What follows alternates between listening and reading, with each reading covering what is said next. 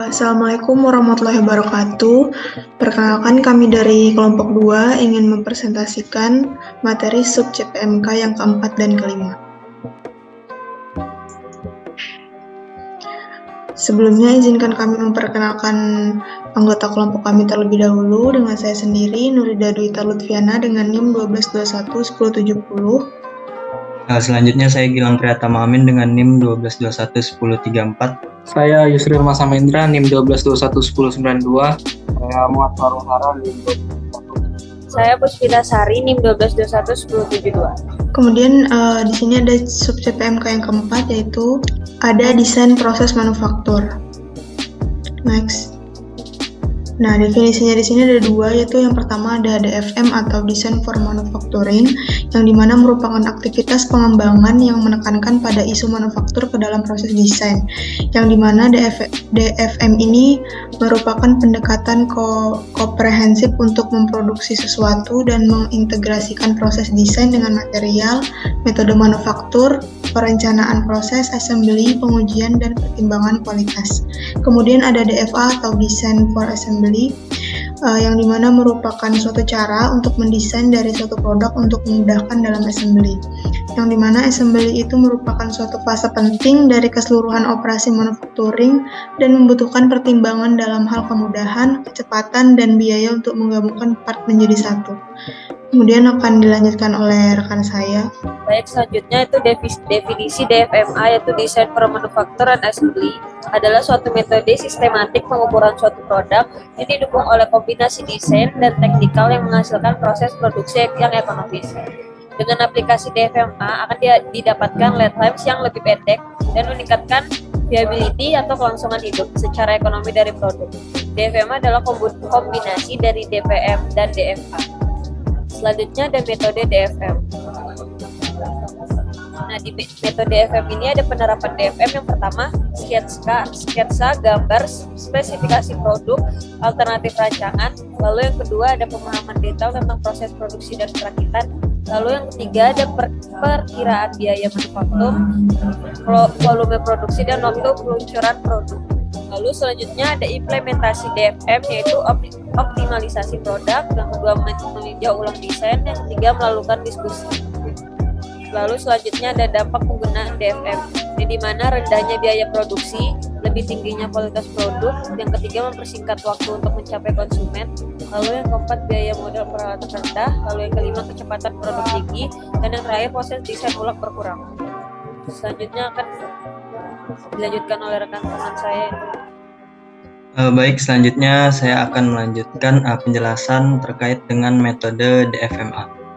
Selanjutnya, desain untuk manufaktur dan perakitan atau DFMA adalah metodologi yang digunakan dalam rekayasa untuk mengoptimalkan desain produk untuk efisiensi manufaktur dan perakitan. Tujuannya adalah untuk menyederhanakan proses manufaktur dan perakitan, mengurangi biaya, serta meningkatkan kualitas. Dan berikut merupakan gambaran dari prosedur DFMA. Selanjutnya terkait dengan penerapan DFMA. Penerapan DFMA ini dibagi menjadi 3 bagian, yaitu yang pertama memperkirakan biaya manufaktur, yang kedua mengurangi biaya komponen, dan yang ketiga mengurangi biaya perakitan. Lanjut. Selanjutnya ada dampak dari penggunaan DFMA. Yang pertama, meningkatkan efisiensi produksi, yang kedua mengurangi biaya produksi, dan yang ketiga meningkatkan kualitas produk. Selanjutnya akan dijelaskan oleh rekan kami. Selanjutnya masih menilai untuk kebutuhan. Yang pertama itu ada aspek desain industri itu ada 6. Yang pertama itu keselarasan antar manusia dan produk. Yang kedua ada informasi yang mudah dipahami. Yang ketiga itu ada kesesuaian fungsional. Yang keempat ada estetika yang menarik. Yang kelima itu ada efisiensi produk. Yang keenam ada pengaruh sosial dan ekologi. Secara keseluruhan, industri menurut Dreyfus sangat penting untuk memastikan produk yang dihasilkan sesuai dengan kebutuhan dan kenyamanan pengguna, efisien dalam produksinya, dan mempertimbangkan dampak sosial dan ekologis yang dihasilkan. Terus pengaruh dan manajemen proses industri. Proses industri itu ada 4. Industri merupakan tahapan awal dari proses produksi yang akan menentukan kualitas dan keberhasilan produk. Yang pertama itu kualitas produk dengan desain yang baik akan menghasilkan produk yang lebih baik. Yang kedua, kepuasan pelanggan dengan memanfaatkan pelanggan industri dapat membantu meningkatkan kepuasan. Yang ketiga, daya saing dalam pesaing mempertimbangkan beberapa faktor yang membuat produk itu lebih efektif dan efisien. Yang keempat, identitas merek. Desain yang berbeda dapat menunjukkan identitas dan membedakan antara lain. Baik, selanjutnya dilanjutkan oleh rekan saya.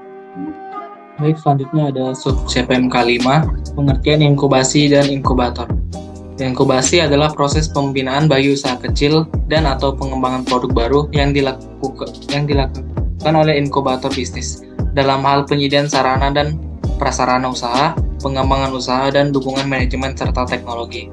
Sedangkan inkubator adalah lembaga yang bergerak dalam bidang penyediaan fasilitas dan pengembangan usaha, baik manajemen maupun teknologi bagi usaha kecil dan menengah untuk meningkatkan dan mengembangkan kegiatan usahanya dan atau pengembangan produk baru agar dapat berkembang menjadi wirausaha yang tangguh dan atau produk baru yang berdaya saing dalam jangka waktu tertentu. Inkubasi dan inkubator teknologi dan bisnis. Wadah inkubasi teknologi dikenal dengan sebutan inkubator teknologi atau IT, dan wadah inkubasi bisnis dikenal dengan inkubator bisnis atau IB.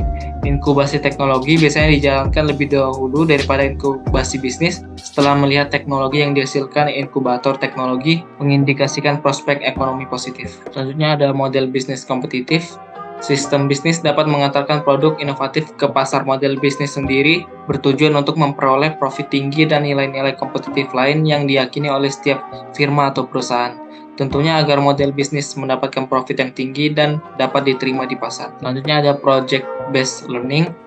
Project based learning atau pembelajaran berbasis proyek merupakan model pembelajaran yang berpusat pada pelajar untuk melakukan suatu investigasi yang mendalam terhadap suatu topik.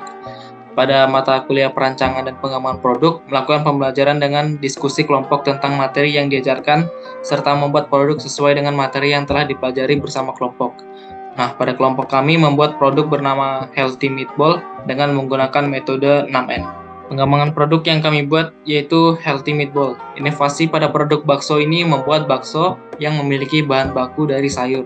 Dengan adanya inovasi bakso yang berbahan baku sayur ini, harapannya akan membuat masyarakat yang tidak dapat mengkonsumsi sayur-sayuran tetap mendapatkan khasiat yang ada di dalam sayur yang menjadi bahan baku pada Healthy Meatball dengan mengkonsumsi produk ini. Contohnya seperti khasiat yang terdapat di dalam wortel, tomat, bayam, labu, dan sawi.